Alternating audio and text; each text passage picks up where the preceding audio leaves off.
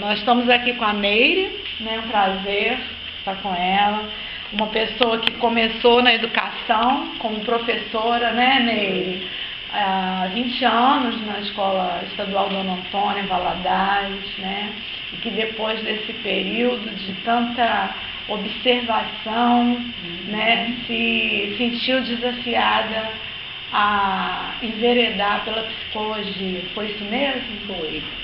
Tive muitos anos de escola estadual, alguns outros anos com escola particular e depois apaixonei pela psicopedagogia e psicologia, onde eu atuo até hoje. Sim.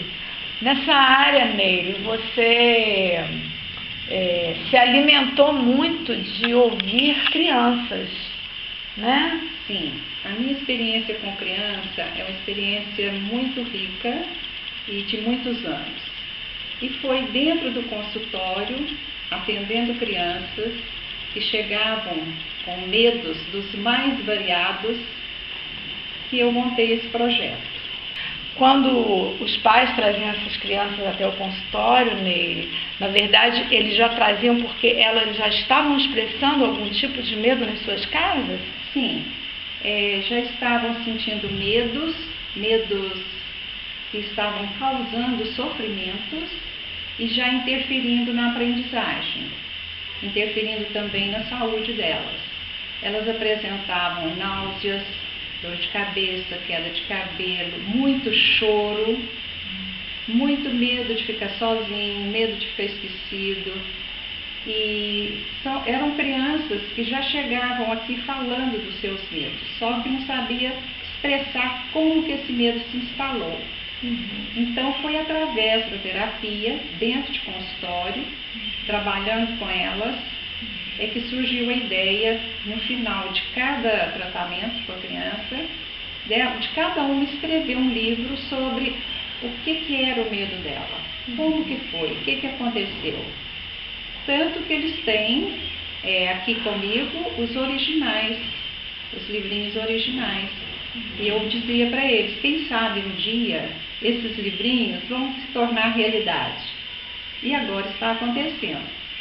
Então, quando eles chegaram aqui, eles manifestavam já um medo. Você levava muito tempo para identificar o fio condutor desse medo, onde é que ele estava instalado, como é que era o processo? Eles desenhavam, eles falavam mais, como é que era isso? Olha, era muito através do lúdico, da pintura, da argila, da colagem, da dramatização, muito rica dramatização. E cada criança tinha um tempo de expressar isso. Umas demoravam mais e outras eram mais rápidas. Então, variava de criança para criança, de medo para medo. Ok. E passado um período de criança para criança, de medo para medo, a conclusão, quando você fechava o trabalho, o que você colhia de fruto? Aquela criança medrosa, temerosa, frágil, às vezes já até com um nível de ansiedade elevado, umas já em pânico, elas iam se curando. E a cura, elas que faziam a própria cura. Eu era apenas uma intermediária. Elas iam se curando e fortalecendo até para a vida, porque esse era um medo, entre outros muitos medos, que ela iria enfrentar pela vida fora.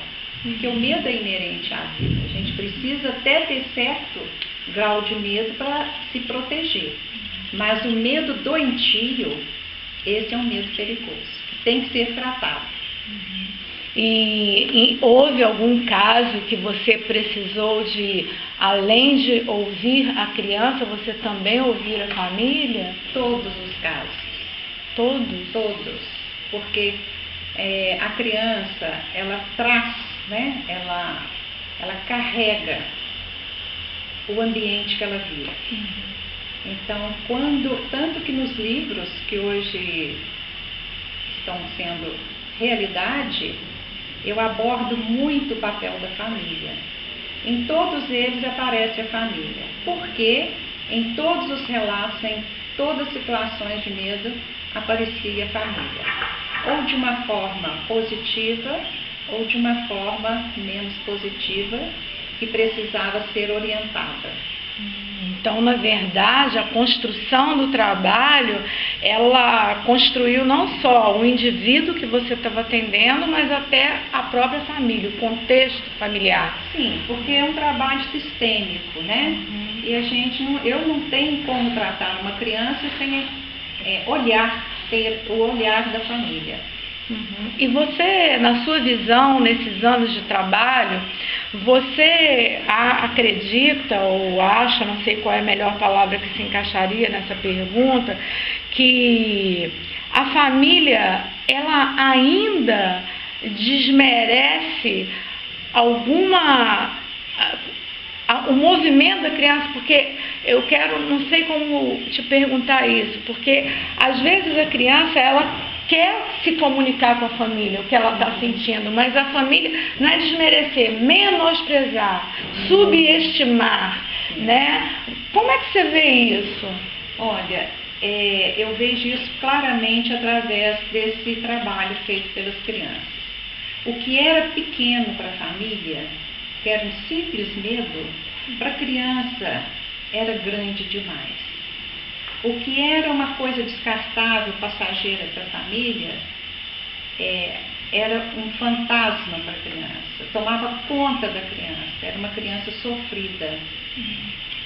Então a família precisava de ser alertada nesses pequenos, grandes detalhes e orientada de como lidar com essa criança. Pois é, então assim, concluindo o que a gente está falando aqui, aí você aproveitou, né, esse conteúdo todo, de todas essas crianças, né, e juntamente com a Maria Beatriz, né, Viciane, que também é terapeuta, né, vocês se uniram e construíram esse trabalho, né, que vai ser apresentado agora no próximo dia 9, não é isso? Dia 9, na Biblioteca Pública, né? Isso. E recomendável a pais, né? Crianças, educadores, não é? E o mais importante que é o livro mesmo, né? Está na mão da criança o livro, um produto que hoje ela pensa que às vezes ela só é capaz de construir coisas na internet, né? Então, você traz aí um resgate, né, para essas crianças que hoje devem estar na sua fase aí de adolescentes e jovens, né, conectadíssimos, né, na mídia online e tendo em suas mãos um produto que é o livro, né, algo que em algumas gerações era tão difícil de se ter acesso, né, e sempre foi tão importante, né? Então imagino assim, para cada uma dessas crianças deve ser assim um presente. Elas já deixaram uma construção, né? Já estão deixando uma construção, a parte dela, né? Porque escrevam um livro, né? Porque dizem que é plantar uma árvore, escrever um livro e ter um filho, né? Então essas aí, vamos dizer assim, incentivadas por você, né, pela sua parceira, a Maria Beatriz, já estão deixando um legado, né? E provavelmente eu não tive, apesar de você ter me apresentado o material quando nós chegamos aqui, eu não tive assim a oportunidade de ler os detalhes, mas isso aqui deve ser dica para muito adulto, né? E também motivar a criança a escrever. Eu tenho certeza que essas crianças que fizeram esse trabalho, elas têm mais prazer em escrever. Por quê? Escreveram sentimentos. Virou uma história dos sentimentos. E a Maria Beatriz, uma colega de trabalho, psicóloga também, ela teve assim um encantamento pelo material e ela é coautora desse trabalho que começou em consultório. Ok, então que seja assim uma oportunidade para vocês estarem assim levando esse projeto, apresentando o projeto de forma concreta e que a sociedade divinopolitana e a região saibam tirar o melhor proveito disso aí. Muito né? obrigada. Parabéns, muito obrigada, viu? Obrigada. Por Estão estar recebendo a convidados para o gente. lançamento, Ok. 19 de agosto, na Biblioteca Pública, 19h30.